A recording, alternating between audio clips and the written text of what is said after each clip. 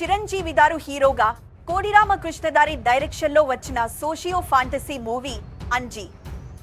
భారీ అంచనాల మధ్య 2004లో ప్రేక్షకుల ముందుకు వచ్చిన ఈ సినిమా అప్పట్లో పర్వాలేదనిపించింది. అప్పట్లో హాలీవుడ్ సినిమాను తలపించేలా గ్రాఫిక్స్ తో ఈ సినిమాను తీర్చిదిద్దారు.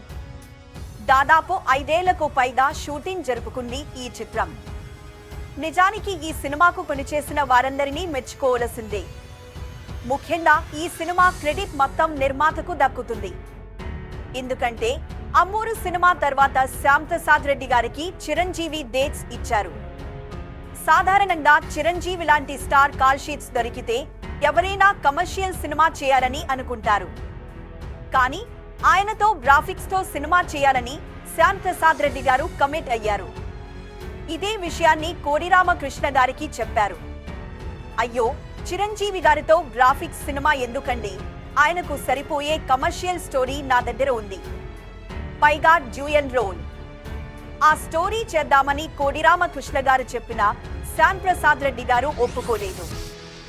దీంతో శ్యామ్ ప్రసాద్ రెడ్డి గారికి తెలియకుండా కోడి రామకృష్ణ చిరంజీవి గారిని కలిసి, సార్, గ్రాఫిక్స్ సినిమా అంటే చాలా సమయం పడుతుంది, పైగా గంటల తరబడి నిలబడాలి, మీలాంటి స్టార్ కూడా కొత్త ఆర్టిస్ట్ చేసినట్లు చేయాలి అని చెప్పారు. అందుకు చిరంజీవి గారు, మీరు ఏం కంగారు పడకండి రామకృష్ణ గారు, కొత్త ఆర్టిస్ట్ చేసినట్లే నేను చేస్తా, ఎన్ని రోజులైనా చేస్తా, పర్వాలేదు అని చెప్పారు. దాంతో కోడి రామకృష్ణ గారికి గ్రాఫిక్స్ తో సినిమా చేయక తప్పలేదు. నిజానికి చిరంజీవి గారు కూడా సినిమా మొత్తం ఒకే టెంపోలో కనిపించారు. ఇక ఇంటర్వెల్ సీన్ అయితే నెల రోజులు తీశారు. చిరంజీవి గారు కూడా ఓపిగ్గా చేశారు. కేవలం గ్రాఫిక్స్ మాత్రమే కాదు, కథాపరంగా కూడా ఈ సినిమా క్లిష్టమైన సబ్జెక్ట్. ఇందులో చిరంజీవి గారిని ఒరే అని పిలిచే పాత్ర ఉంటుంది. ఆయన్ను అలా పిలిచే వ్యక్తిగా ఎవరు సరిపోతారా అని వెతగ్గా చివరికి నాగబాబు గారికి వేషం వేసి పెద్దయ్య పాత్ర ఇచ్చారు. సినిమాకు సంబంధించిన వర్క్ కూడా చాలా పెద్దది. కొన్ని సన్నివేశాలకు 100 నుంచి 120 షాట్స్ తీయాల్సి వచ్చేది. అలా తీయడం వల్లే ఈ సినిమాకు 5 ఏళ్లు పట్టింది. శ్యామ్ ప్రసాద్ రెడ్డి గారు కూడా చాలా ఖర్చు పెట్టి సినిమా తీశారు. దీంతో భారీ అంచనాలు ఏర్పడ్డాయి. ఈ సినిమాకు పనిచేస్తుంటే కోడి రామకృష్ణ గారికి తల తిరిగిపోయేది. ఎందుకంటే గ్రాఫిక్స్ వర్క్ మొత్తం సింగపూర్, మలేషియా, అమెరికాలో జరిగేది. ఉదయం నుంచి సాయంత్రం వరకు తీసిన షాట్స్ అన్నీ రాత్రికి అమెరికా పంపేవాళ్లు.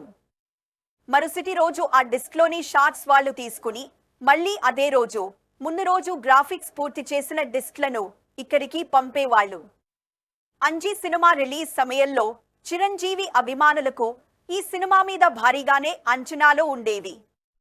భారీ అంచనాలతో వెళ్లి చూస్తే ఈ సినిమా అంతగా ఆకట్టుకున్నట్లు అనిపించకపోవచ్చు. కానీ ఈ సినిమా ఇప్పుడు టీవీలో చూస్తే అద్భుతంగా అనిపిస్తుంది. ఈ సినిమాకి క్రెడిట్ ఇవ్వాలంటే అది ఖచ్చితంగా శ్యామ్ ప్రసాద్ రెడ్డి గారికి, ఆ తర్వాత చిరంజీవి గారికి, కోడి రామకృష్ణ గారికి. Chiranjeevi, heroine Namrata Shirodkar, villain Tino Anand, Nagababu, వీళ్ళు తప్పితే మిగిలిన వాళ్ళందరూ కొత్తవాళ్లే. ఒకవేళ ఈ 5 ఏళ్లలో ఎవరైనా చనిపోతే అదే పోలికలున్న వ్యక్తిని పెట్టుకోవచ్చని అనుకున్నారు. అందుకే కొత్త వాళ్లతో తీశారు. ఈ సినిమా ప్రారంభంలో ఆత్మలింగం కోసం ప్రయత్నించే ఒక మాంత్రికుడు ఉంటారు. అతను ఎల్వి ప్రసాద్ ఐ ఆస్పత్రి వద్ద బిచ్చిగారు. అతన్ని తీసుకొచ్చి ఆ పాత్ర వేయించారు. ప్రస్తుతం వశిష్ఠ దర్శకత్వంలో యువి క్రియేషన్స్ నిర్మిస్తున్న చిరంజీవి గారి 157వ సినిమా విశ్వంభర కూడా సోషియో ఫాంటసీ మూవీనే. అంజి మూవీ తర్వాత చిరంజీవి గారు అలాంటి కథతో మళ్లీ సినిమా చేయలేదు. ఇన్నేళ్ల తర్వాత సోషియో ఫాంటసీ మూవీలో నటిస్తున్నదంతో ఆ సినిమా కోసం అందరూ ఆసక్తిగా ఎదురు చూస్తున్నారు.